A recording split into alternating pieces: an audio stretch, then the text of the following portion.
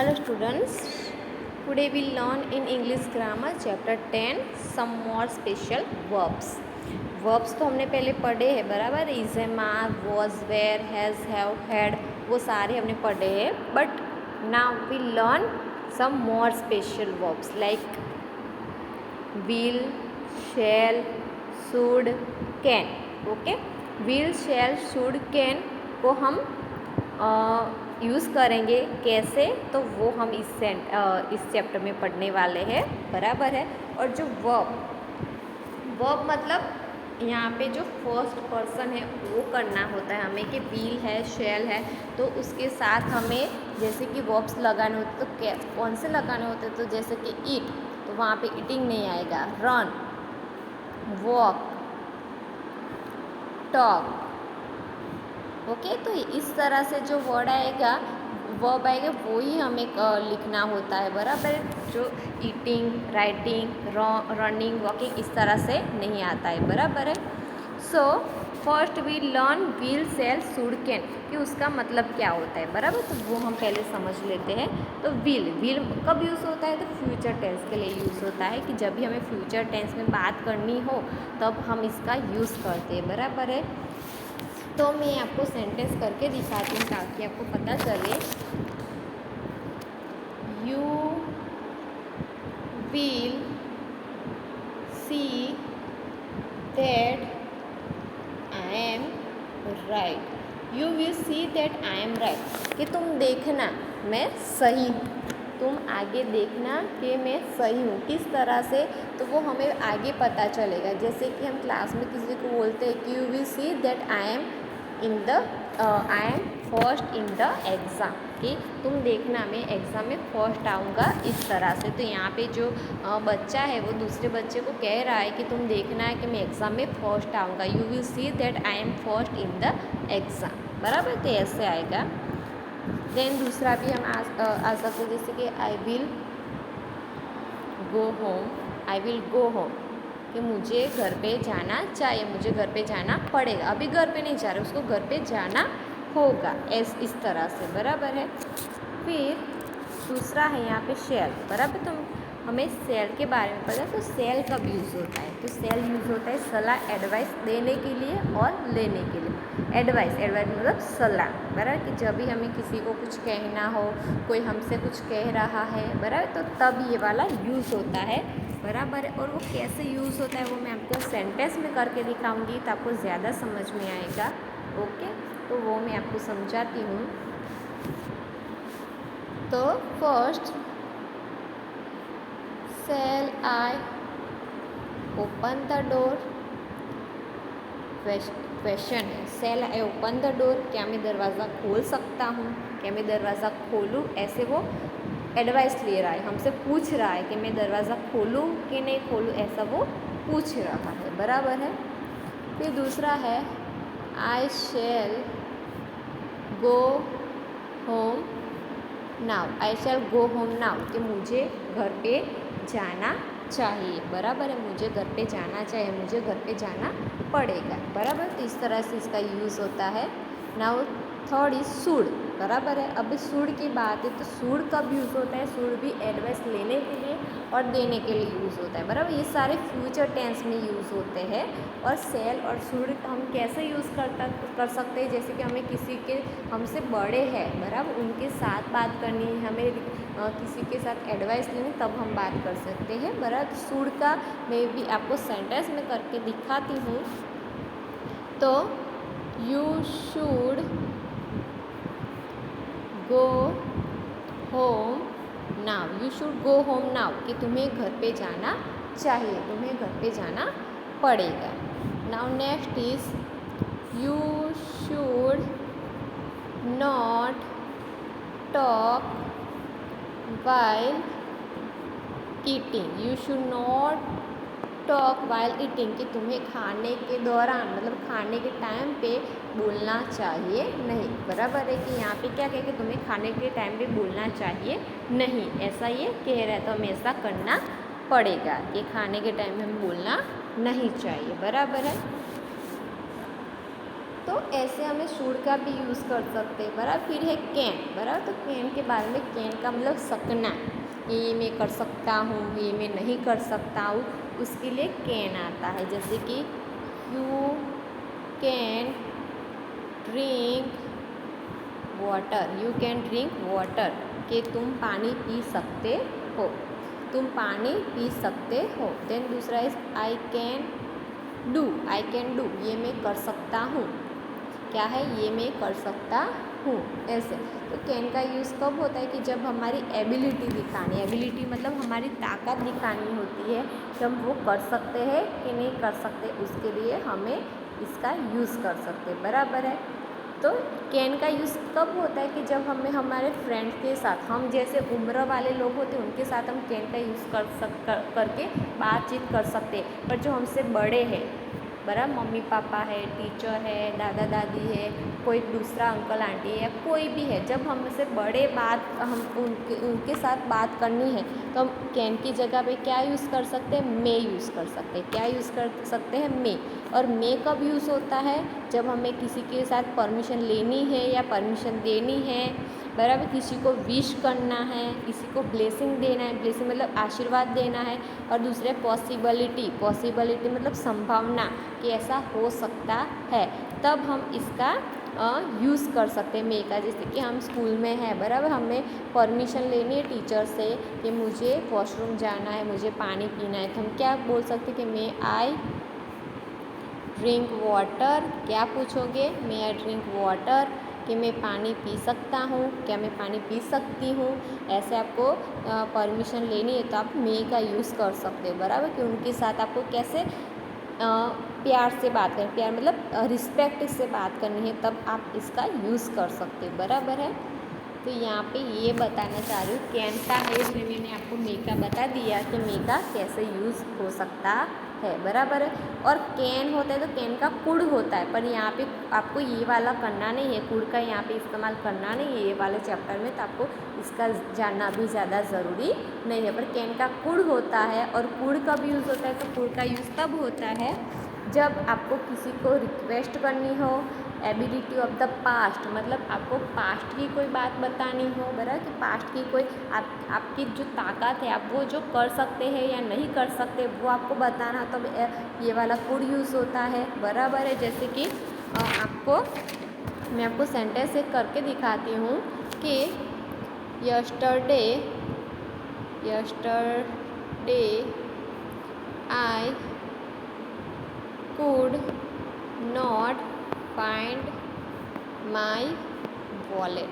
yesterday I could not find my wallet, कि yesterday मतलब yesterday में अपना वॉलेट ढूंढ नहीं पाया था, तो उसकी एबिलिटी नहीं थी, उसकी ताकत ही नहीं थी कि वो अपना वॉलेट ढूंढ नहीं पाता है। तो इसकी वजह से उसको क्या हुआ कि उसको वॉलेट नहीं मिला, उसको पता चला कि मेरी एबिलिटी इतनी कि मैं अपना वॉलेट फाइंड कर सका नहीं हूँ। फिर दूसरा सेंटेंस है कि Which pen could I buy? Which pen could I buy? कि मैं कौन सी पेन खरीद सकता हूँ, मैं कौन सी पेन खरीदूँ, ऐसा वो सोच रहा है, क्योंकि उसको समझ में नहीं आ रहा है, उसकी एबिलिटी नहीं सोचने की उसको कौन सी पेन खरीदनी है, इसलिए वो किसी को पूछ रहा है, परमिशन ले रहा है, बराबर है। तो यहाँ तक मैंने आपको विल, शैल, शुड, कैन का समझा दिया। अब मैं आपको एग्जाम्पल यहाँ पे जो है वो समझा देती हूँ कि यहाँ पे फर्स्ट है कि Meesa will go to the park, Meesa को पार्क में जाना, जब मीसा पार्क में जाएगी। दूसरा है I shall write a letter, Meesa letter लिखेगी, उसको लेटर लिखना, आई शैल राइट अ लेटर कि मुझे लेटर लिखना चाहिए, मैं लेटर लिखूंगी। Third number you should do your work, कि तुम्हें तुम्हारा काम करना चाहिए। Fourth number Mohan can climb up this tree, कि मोहन को ये पेड़ पे चढ़ना होगा, बराबर। तो इस तरह से आपको ये वाला शुड और शैल, कैन, विल वो सब लगा के आपको सेंटेंस बनाने होते हैं। We always use verb one with this special verbs, कि ये जो स्पेशल वर्ब है विल, शैल, शुड, कैन, तो उसके साथ हम वर्ब वन यूज़ करते हैं, बराबर है। तो वर्ब वन मतलब डू, क्लाइंब, राइट, गो, बराबर है। डू वो हम यूज़ कर सकते हैं, वहाँ पे गोइंग नहीं आएगा, राइटिंग नहीं आएगा, क्लाइंबिंग नहीं आएगा, डूइंग नहीं आएगा, बराबर। फर्स्ट जो पर्सन है वो ही आएगा। अभी यहाँ पे जो विल, सेल, शुड, कैन का शॉर्ट फॉर्म है नेगेटिव में, वो हम कर लेते हैं शॉर्ट फॉर्म नेगेटिव। तो विल नॉट का है वॉन्ट, शेल नॉट का है send, should not, shouldn't, can not, can't, बराबर। तो इसका जो शॉर्ट फॉर्म है नेगेटिव्स में वो हमें यहाँ पे देखना है, बराबर, कि उसके हिसाब से हमें सेंटेंस कैसे बनाने हैं। तो यहाँ पे एग्जाम्पल है, first, Meesa will not go to the park, कि मीसा पार्क में नहीं जाएगी। तो उसका हमें विल नॉट का क्या करना है, पे वॉन्ट करना है और नेगेटिव करना है। तो Meesa won't go to the park, कि मीसा को पार्क में नहीं जाना चाहिए, वो नहीं जाएगी। You should not eat this Apple, कि आपको ये सेब नहीं खाना चाहिए। तो you shouldn't eat this Apple, का आपको ये एप्पल खाना नहीं चाहिए। दोनों का मीनिंग सेम है, सिर्फ हमें शुड नॉट का शॉर्ट फॉर्म लिखना होता है, बराबर, कि यहाँ पे जो ऊपर जो वर्ब है उसका शॉर्ट फॉर्म ही लिखना है। I can not lift this box, कि ये बॉक्स मैं नहीं उठा सकता, कि मेरी एबिलिटी नहीं, मेरी ताकत ही नहीं कि मैं ये बॉक्स उठा सकता हूँ। तो उसका क्या हो जाएगा, कांट लिफ्ट दिस बॉक्स, मैं ये बॉक्स नहीं उठा सकता। I shall not go home now, कि मुझे अभी घर पे नहीं जाना चाहिए, मुझे अभी घर पे नहीं जाना है। तो I want go home now, कि मुझे अभी घर पे नहीं जाना है। ओके, तो अभी इसकी एक्सरसाइज है कि make 7 sentences from this table, कि यहाँ पे एक टेबल दिया है उसमें से हमें सेंटेंस बनाने 7, और यहाँ पे बॉक्स में से I, we, you, he, she, they, boys, और सेल, विल और गो होम नाउ, इन सबको मिला के हमें सेंटेंस करने हैं। तो मैं आपको दिखाती हूँ। तो पहले हम आई का बनाते, बराबर। तो आई के साथ हम सेल यूज़ करते हैं, आई शैल गो होम नाउ, आई शैल गो होम नाउ, बराबर है। ये वाला हमने सेंटेंस एक बनाया। फिर वी का बनाएंगे, तो we shall go home now, we shall go home now. So we make 2 sentences, I shall go home now, we shall go home now. Now next is you will go home now, you will go home now. And next is he will go home now, you will go home now, कि you will go home now कि आपको घर पे जाना पड़ेगा। he will go home now कि उनको घर पे जाना पड़ेगा। I will go home now कि मुझे घर पे जाना I shall go home now कि मुझे घर पे जाना चाहिए। we shall go home now कि हमें घर पे जाना चाहिए। तो इस तरह से जो सेंटेंस है वो हमें इधर से इधर ज्वाइन करके बनाने हैं। फिर है she will go home now, she will go home now कि उसे घर पे जाना चाहिए, उसे घर पे जाना पड़ेगा। they will go home now, they will go home now कि उनको घर पे जाना पड़ेगा। Next is boys will go home now, boys will go home now कि लड़कों को घर पे जाना पड़ेगा, लड़के को घर पे जाना चाहिए। तो इस तरह से हमें सेंटेंस बनाए हैं। फिर हमें दूसरी एक्सरसाइज क्या करनी है कि now right all this sentences as question, कि जो हमने यहाँ पे सेंटेंस बनाए ना उसका भी क्वेश्चन करना है। तो फर्स्ट का ऑलरेडी दिया हुआ है कि जैसे कि आई शैल गो होम नाउ, हमने ऐसे सेंटेंस बनाया था, तो उसका क्वेश्चन है शैल आई गो होम नाउ कि मुझे घर पे जाना चाहिए, ऐसा भी क्वेश्चन बन गया। तो हमें क्या करना होता है कि आई शैल गो होम नाउ है, तो उसका क्वेश्चन हम करेंगे तो शैल को आगे लाएंगे, आई को पीछे करेंगे और पीछे का सेम टू सेम लिख देंगे तो क्वेश्चन बन जाएगा। फिर हमें पीछे क्वेश्चन मार्क कर देना है कि शैल आई गो होम नाउ कि मुझे घर पे जाना पड़ेगा, मुझे घर पे जाना चाहिए, ऐसे। Now next is shall we go home now. जो फर्स्ट सेकंड सेंटेंस हमने बनाया था कि we shall go home now, तो उसका क्या है shall we go home now, shall we go home now कि हमें घर पे जाना चाहिए, हमें घर पे जाना पड़ेगा, ऐसे। Now next is you will go home now था तो उसका हम करेंगे will you go home now. Will you go home now कि तुम्हें घर पे जाना चाहिए, तुम्हें घर पे जाना पड़ेगा, ऐसे। Now next is he will go home now था कि उसे घर पे जाना पड़ेगा, तो will he go home now. Will he go home now कि उसे घर पे जाना पड़ेगा, ऐसे। Now next is she will go home now था तो उसका क्वेश्चन बनेगा will she go home now. Will she go home now कि उसे घर पे जाना पड़ेगा। अभी ये लड़की की बात है, पहले लड़के की बात थी ही में।